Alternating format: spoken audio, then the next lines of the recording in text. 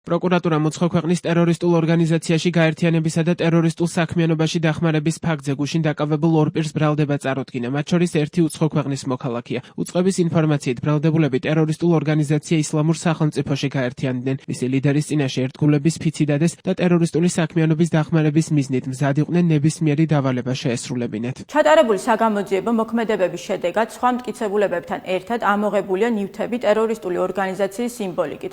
გამოძიება უცხო ქვეყნის ტერორისტულ ორგანიზაციაში გაერთიანების და ტერორისტულ საქმიანობაში მისი დახმარების ფაქტზე გრძელდება, რაც სასჯელის სახით და ზომად 17 წლამდე თავისუფლების აღკვეთას ითვალისწინებს.